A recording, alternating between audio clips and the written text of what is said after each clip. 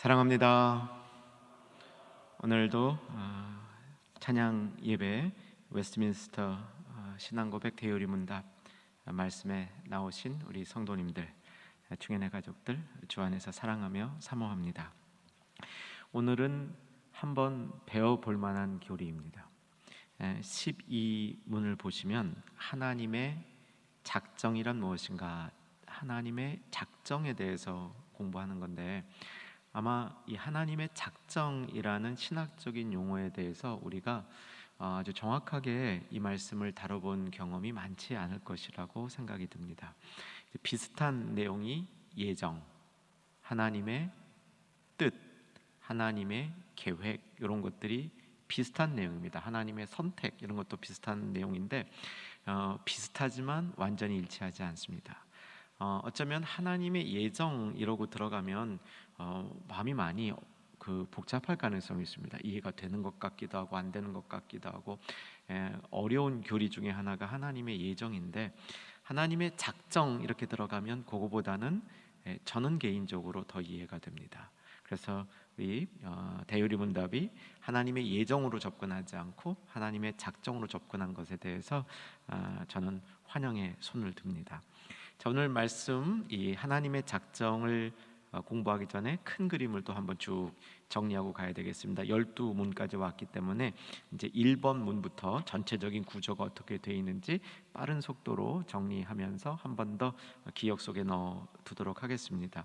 1문으로 가주시면요, 하나님의 첫째 되는 목적은 무엇인가 아시죠? 다 같이 한번 또박또박 읽겠습니다. 시작. 사람의 첫째 되는 목적은 하나님을 영화롭게 함과 영원토록 하나님을 온전히 즐거워함이라. 사람의 첫째 되는 목적에 대한 얘기가 나눴죠. 그 다음 두 번째 질문에 가면 하나님의 존재를 우리가 어떻게 알 수 있을까? 사람의 목적이 무엇인가? 그 다음에 그러면 우리가 하나님을 어떻게 알 수 있을까? 두 번째 질문이었는데, 계시로 알 수 있다. 위태사 네 번째 줄, 유효하게 계시할 수 있는 것, 계시로 알 수 있다. 하나님의 말씀과 성령뿐이다. 이렇게 요약하시면 좋고요. 그러면 하나님의 말씀은 무엇인가? 신구약 성경이다. 그러면서 쭉 하나님의 말씀에 관한 가르침들을 알려오고 있습니다. 그래서 이제 성경에 대한 가르침이 5번째까지 가면서 6번째로부터는 이제 그 성경이 가르쳐주는 하나님은 어떤 분이신가, 이제 하나님으로 옮겨온 겁니다. 사람의 목적, 계시, 성경, 하나님, 이렇게 옮겨왔죠. 6번째 문항을 다시 한번 복습해 보시면 성경은 하나님을 어떻게 알리고 있는가 했을 때 3가지로 얘기했습니다. 속성, 신성의 위격, 하나님의 명령 및 하나님의 명령의 시행, 요걸 통해서 하나님을 알린다. 참 어려워요. 그래서 여러분 이런 것들을 그냥 간편하게 내가 이해하기 쉽게 정도 내놓고 가야지, 이거를 멍땅 다 하려고 그러다 보면 여러분 조직신학자 되셔야 될 겁니다. 그래서 지혜롭게, 이게 우리가 체계 있게 공부하는 거니까 그 체계를 좀 정리하시면 좋을 것 같아요. 그래서 이제 인간의 목적, 그 다음에 성경, 하나님은 어떤 분이신가, 하나님의 속성에 대해서 우리가 좀 오래 말씀을 나눴습니다. 하나님의 속성 기억나실 거예요. 공의적 속성, 비공의적 속성. 하나님만 갖고 있는 거, 영적이시고 무한하시고 전혀 자기 충족하시고, 인간하고 공유되는 거, 공의로우시고 자비하시고 은혜로우시고 오래 참으시고 선하시고 진실하시고, 이런 것들에 대해서 하나님의 속성, 이걸 통해서 하나님을 안다. 그 다음에 두 번째는 위격, 이게 삼위일체인 겁니다. 지난 2번 동안 우리가 다룬 거죠. 삼위일체.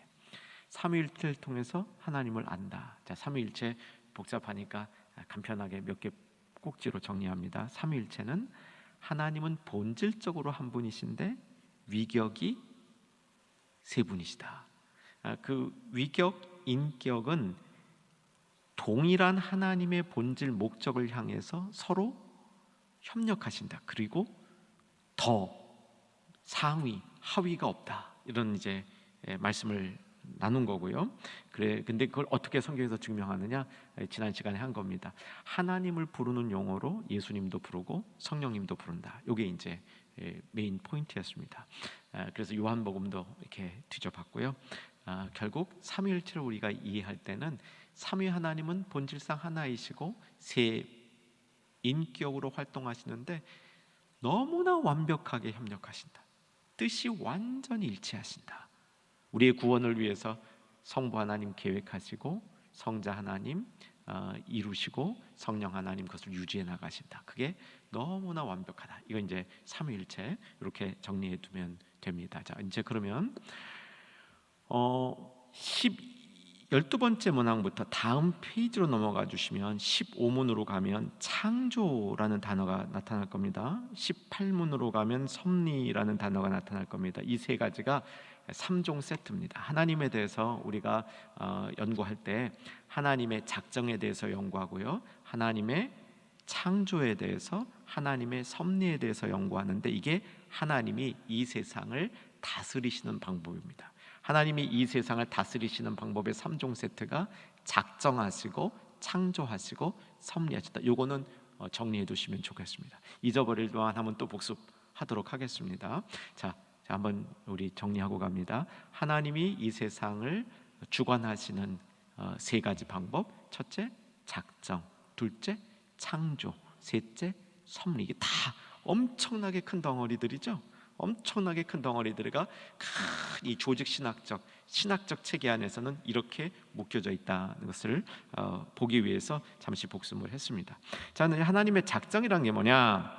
아까 예정하고도 비슷한 말이고 계획하고도 비슷한 말이고 하나님의 뜻 이렇게 접근해도 됩니다. 그래서 오늘은 이 좀 이제 신학적인 이 큰 컨셉을 잡고 우리가 이것을 어떻게 우리 삶 속에 적용할 것인가 이렇게 다뤄보도록 할 겁니다.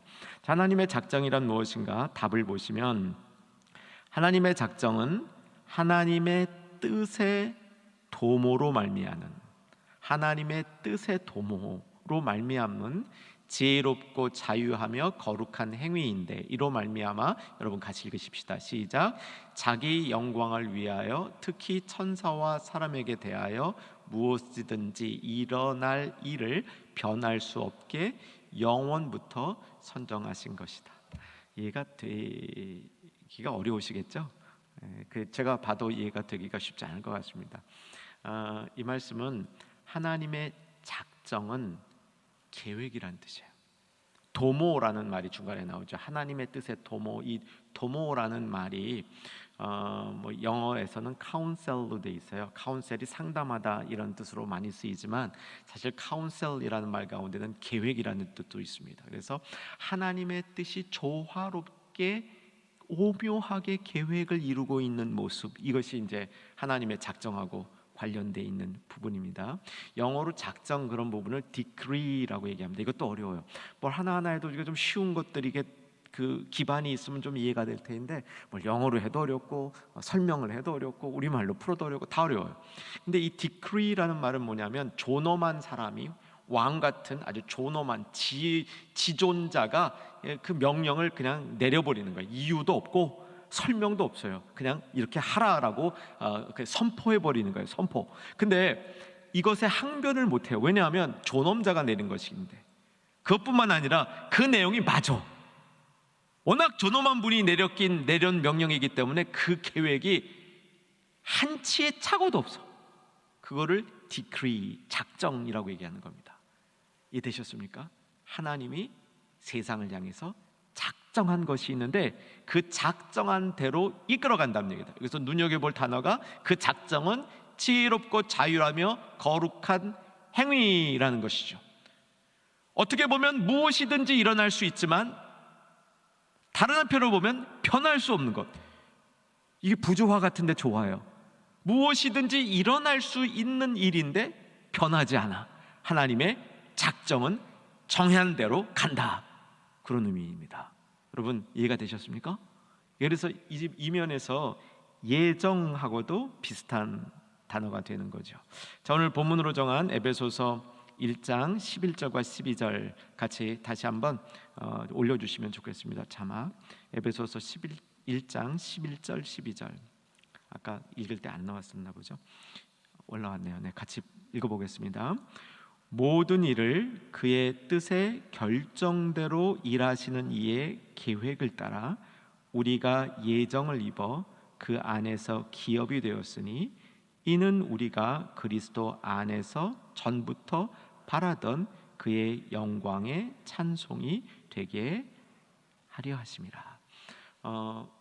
이것도 이렇게 하나님이 작정하시고 계획해 둔 것이 있는데 우리가 다 몰라요. 그걸 다 몰라. 결론이 좋아. 12절이 결론입니다. 이는 우리가 그리스도 안에서 전부터 바라던 그의 영광의 찬송이 되게 하려 함이라. 이건요, 하나님의 작정한 것이 완벽한 지혜와 지식 가운데 이루어졌고, 그래서 완벽한 계획과 조합 가운데 진행이 되는데, 그래서 변함이 없는데 우리는 그거를 다 알지 못해요. 그래서 우리가 할 수 있는 일은 뭐냐면, 하나님의 작정하신 일은 그대로 진행이 된다. 그런데 좋은 거다. 나에게 좋은 거다. 세상에도 좋은 거다. 이렇게 이해하는 게 이 핵심입니다.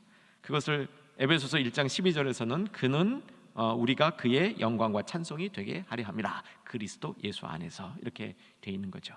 자, 이제 본격적으로 이 부분 설명에 들어갑니다. 신명기 29장 29절을 보려고 합니다. 신명기 29장 29절 올려주셨죠? 예, 잘 읽어봐야 됩니다. 이제 구약에 나타난 하나님의 작정인데 작정을 이해하는데 이게 키 패시지입니다. 핵심 구절입니다. 자, 읽으십시다. 감추어진 일은 우리 하나님 여호와께 속하였거니와 나타난 일은 영원히 우리와 우리 자손에게 속하였나니 이는 우리에게 이 율법의 모든 말씀을 행하게 하려 하심이니라. 자, 무슨 뜻이냐면요, 감추어진 일이 있고 나타난 일이 있다는 겁니다. 감추어진 일은 하나님께 속했고 나타난 일은 우리에게 속했다는 거죠. 감추어진 일이란 말이 뭐냐면 감추어진 뜻이라고 볼 수 있습니다. 하나님의 작정이 하나님의 뜻인데 하나님의 모든 작정과 뜻을 인간에게 다 완벽하게 보여주시지 않았다는 거예요. 보여주지 아니하신 부분은 하나님께 속한 것이고 우리에게 보여줘서 우리가 알게 된 부분은 우리가 깨달은 하나님의 뜻이라는 겁니다. 종교 개혁자들 중에 특별히 내려주시고요, 마틴 루터는 숨어 계신 하나님과 나타나신 하나님이라는 주제로 많은 강론을 했습니다. 숨어 계신 하나님, 나타나신 하나님. 이건 바꿔 얘기하면 드러난 하나님의 뜻과 드러나지 않은 하나님의 뜻이라는 거예요. 하나님의 뜻 중에 드러나지 않은 일이 있다는 겁니다. 이게 이제 신명기 29장 29절 가운데 있는 거죠. 하나님의 작정은 하셨는데 그 작정한 뜻이 우리에게 다 드러나지 않았다는 겁니다. 대표적인 게 뭐냐면 예수 그리스도죠. 구약에는 예수 그리스도를 이 땅에 보내시는 것이 작정되어 있으셨는데 그것이 하나님의 계획상 너무나 분명하고 합리적이고 은혜로운 일인데 그것이 구약 시대 때 사람들에게는 감추어진 일이란 말이에요. 그럼 싹 감추어졌느냐? 아니에요. 감을 잡을 수 있게 해놓은 겁니다. 메시아가 오겠구나, 구원이 오겠구나, 우리가 해방이 되겠구나, 우리에게 좋은 일이 일어나겠구나, 감은 잡을 수 있는데 그 모든 것들을 분명하게 다 조목조목 알려주시지 않았다는 겁니다. 이게 소위 말하는 이 신명기 29장 29절을 개혁주의자, 이 종교개혁자들이 이해하던 방식이었다는 것이죠. 자, 그래서 우리는 하나님의 이 작정, 이것을 바라볼 때 우리는 이런 모습으로 우리에게 적용할 수 있습니다. 하나님의 뜻을 어떻게 알아갈까? 하나님의 뜻을 어떻게 알아갈까? 하나님의 뜻은 우리에게 모든 하나님의 계획이 다 알려지지는 않는다는 사실을 인정해야 됩니다. 여러분 아마 인생을 돌아다 보시면 아직까지 이해 안 된 내 인생에 굉장히 풀리지 않은 숙제와 같은 사건이 있을 겁니다. 그때 왜 그 일이 일어났지? 근데 좋은 일은 대개 거기서 끝나고요, 나쁜 일은 두고두고 그게 이 마음속에 이 걸림돌이 돼요. 마음속에 내가 그때 왜 그런 일이 나한테 일어나서 내가 지금까지 그 영향을 받고 사는 것이지? 이런 우리의 이 의문이 있을 수 있습니다. 그 안에 그러면 하나님의 뜻이, 하나님의 작정이 없었던 건가? 하나님은 거기에서 우리를 외면하셨던가? 아니라는 거예요. 하나님은 그때 하나님의 뜻과 계획과 작정이 있었다는 겁니다. 근데 우리가 지금 이 시점에 잘 모르는 거죠. 그래서 하나님의 감추어진 이 일을 우리가 알아가는 방법은 기다리는 것이다, 이렇게 설명을 합니다. 이제 우리가 아는 이 지식으로 좀 돌아와 봅니다. 하나님이 응답하실 때 세 가지로 응답한다 그러죠. 첫째 뭡니까? 오케이. 둘째, 안 돼. 셋째, 기다려. 아시죠? 하나님이 오케이 그러실 때 많습니다. 안 돼 그러실 때도 있어요. 기다려 그러실 때 참 많아요. 기다려. 그럼 좀 기다려야 돼요. 우리가 잘 못 기다리잖아요. 그 빨리 어떻게 그냥 알았으면 하고, 이 하나님 뭐 안 계셔? 하나님 왜 이러셔? 왜 하나님 나한테만 이러셔? 기다리라고 그랬는데 좀 기다리면 되는데, 또 기다리라고 그랬는데 기다리지 않고 이게 자기 마음대로 자기 뜻을 하나님의 뜻이라고 엎쳐가지고 그 하나님의 뜻이라고 하는 그런 사람들 있잖아요. 그 아브라함도 뭐 그렇게 하잖아요. 기다리다 안 되니까 딴 아들만 없고 그렇게 되잖아요. 근데 이 기다리는 일이, 기다리고 찾다 보면 감추어진 뜻이 나타난다고 합니다. 근데 끝까지 안 나타나는 건요, 주님 앞에 가면 나타나요. 주님 앞에 가는 날이 그날이야. 그럼 저도 이렇게 생각해 보니까 주님 앞에 가는 게 막 더 신나는 거 있죠. 저도 이게 이해 못하는 일들이 많아요. 왜 이런 일들이 벌어졌을까 하는 이해 못하는 일들이 많아요. 그 이해 못하는 일들이 그 어느 날 깨달아지면 너무 은혜가 돼. 이래서 하나님이 이렇게 하셨구나. 하나님이 이런 일, 이를 위해서 그때 그렇게 하셨구나 라는 것이 깨달아지면 정말 하나님이 이게 작정, 하나님의 작정, 하나님의 통치, 이런 것들이 막 느껴지는데, 모든 일이 다 그렇지 않고요. 어떤 거는 그날이 오면, 언제? 우리가 주님 품에 갔을 때, 그날이 오면 다 깨달아진다는 거죠. 그날이 되면 얼굴과 얼굴을 맞대고 보는 것처럼 분명하게 볼 것이다. 그런데 그러면 하나님의 뜻이 감추어진 것은 전혀 모르는 건 아니라는 거예요.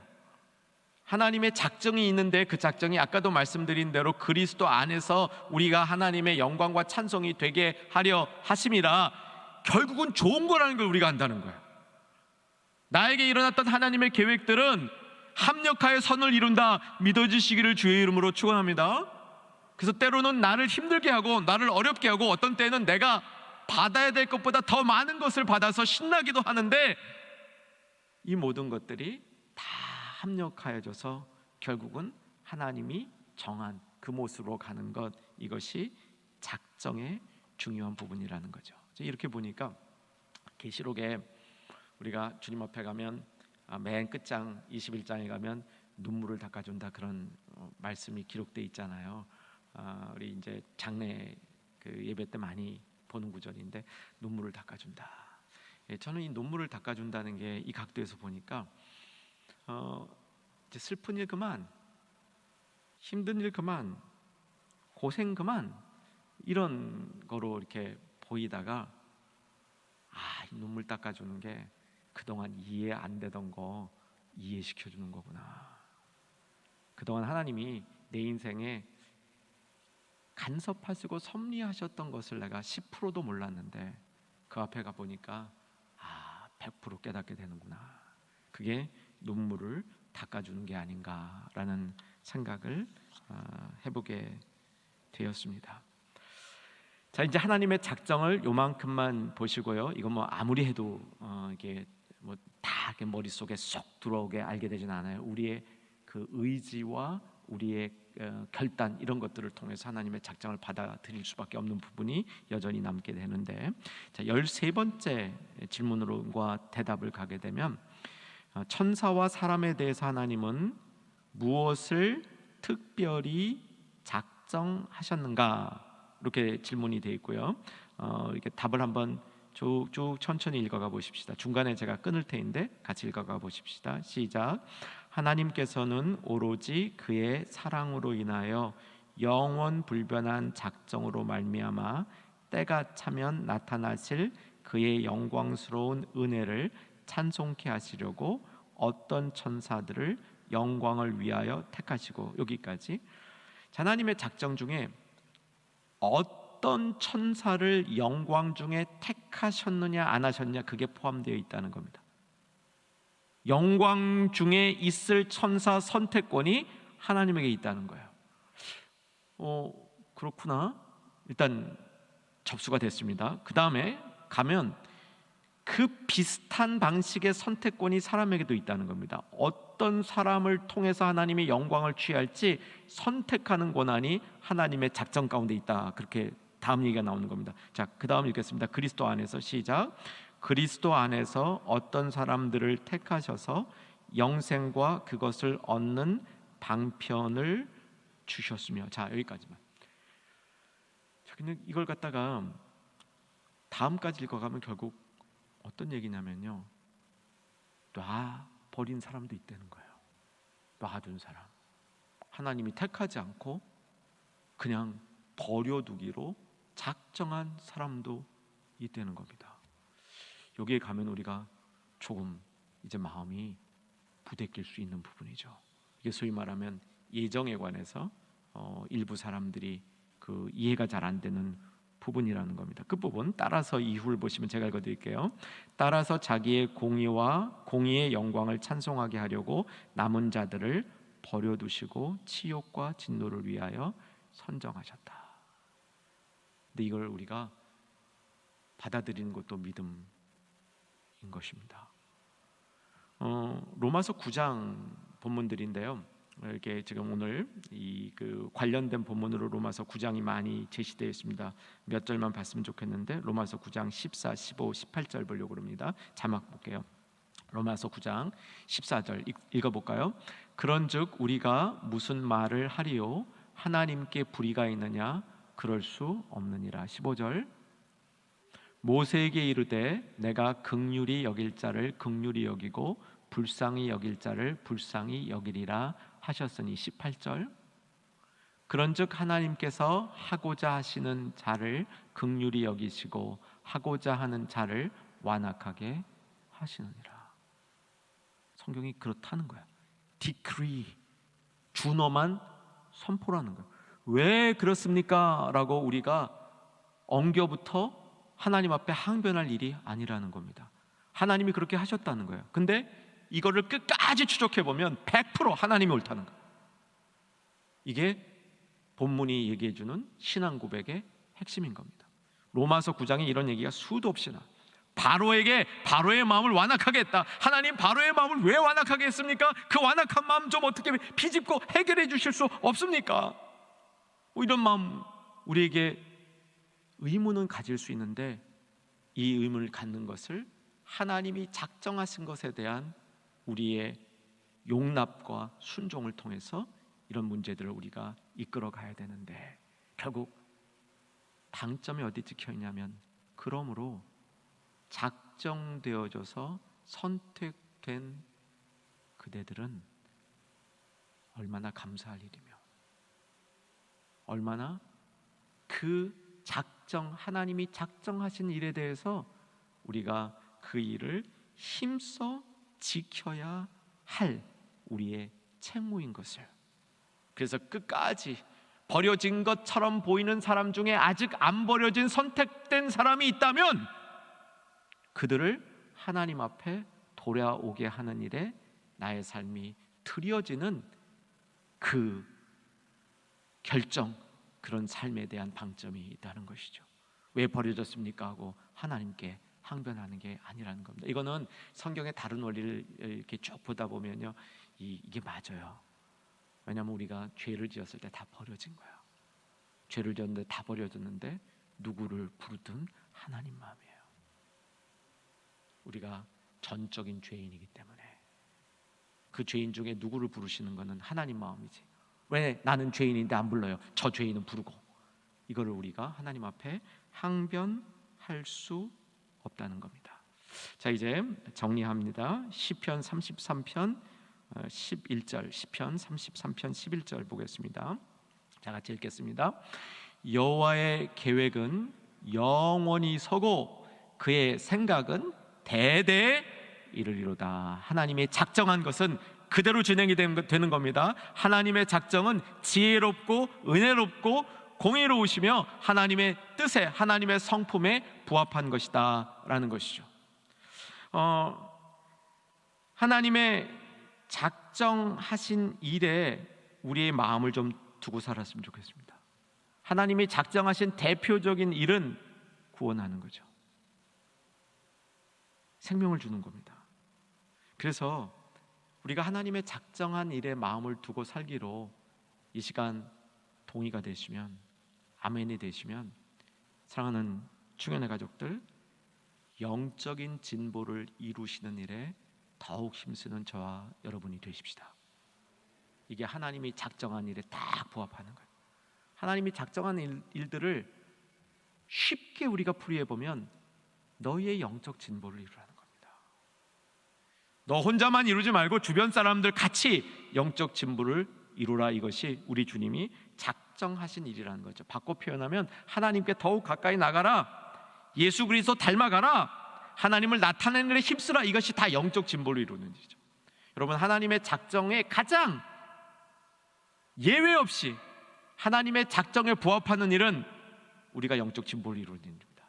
다른 사람의 영적 진보를 이룰 수 있도록 돕는 삶을 사는 것은 무조건 하나님의 작정과 부합하는 일이다라고 확신을 합니다. 여러분, 주님의 뜻을 잘 분별하며 주님의 뜻이 무엇인지를 많이 알고 살고 싶으시죠? 그렇게 되기를 주 안에서 소망합니다. 여러분, 예를 들면 젊은 분들이 이 말씀을 듣고 있다면 직업을 찾는데 하나님의 뜻이 무엇인가? 이거 직업을 찾는데 하나님의 뜻이 무엇인가? 내가 A라는 회사 갈 건가? B라는 회사 갈 건가? 이것 갖고 하나님의 뜻이냐 아니냐 이렇게 찾는 게 아닙니다. 직업을 찾는 일에 하나님의 뜻이 무엇인지를 알려면 내가 직업을 가지고 무엇을 이루려 하는가? 하나님은 왜 우리에게 직업을 주시려 하는가? 여기를 자꾸 묵상하고 이 부분을 마음속에 담고 생활하다 보면 어느 길이 주님의 길이다. 나에게 주신 내 소명, 은사 봐야 될 거 아니에요. 내 은사가 A 쪽에 있는데 계속 B 쪽 가면 돈 많이 번다고 그리로 간다 그러면 안 될 겁니다. 내가 A를 하면 막 즐거운데 A로 가면 나는 즐거운데 다른 사람들이 별로 인정해주지 않을 것 같아서 B로 간다. 그것도 아마 아닐 겁니다. 배우자를 구할 때도 마찬가지죠. 결혼에 관해서 결혼이 무엇인가를 성경적으로 잘 이해하다 보면 거기에 맞는 배우자가 누구인지 뜻이 분별될 수 있게 되는 것이죠. 하나님이 정한 길을 발견할 수 있게 된다는 뜻입니다. 여러분, 하나님의 작정은 결국 하나님을 더 많이 알아가는 일과 관련이 있습니다. 하나님을 더 많이 알아가면 하나님이 작정한 일들이 더 크게, 더 분명하게 조금씩 더 잘 보이게 되는 겁니다. 하나님의 작정은 사실은 믿는 사람들의 이 마음을 주관하게 되어 있습니다. 그래서 믿는 사람들이 마음을 정결하게 하고 하나님을 계속 찾으면 그 마음으로 하나님이 작정한 뜻이 무엇인지를 점점 더 잘 알게 되는 거죠. 다 알 수 없다고 말씀드렸습니다. 그런데 때가 돼서 발견하고 돌아보면 우리 주님이 이렇게 하셨구나. 여러분, 이런 인생의 발견, 인생의 간증들이 많은 우리 모두 되기를 주의 이름으로 축원합니다. 기도하겠습니다. 존귀하신 아버지 하나님, 하나님의 작정하신 것을 저희가 순종합니다. 하나님의 작정의 선함을 인정합니다. 하나님의 작정 가운데 우리가 이 자리에 있는 것도 감사합니다. 이후의 삶이 더욱더 우리의 영적 진보를 이루는 힘 있는 삶이 될 수 있도록 지켜주시옵소서. 예수님 이름으로 기도하옵나이다. 아멘.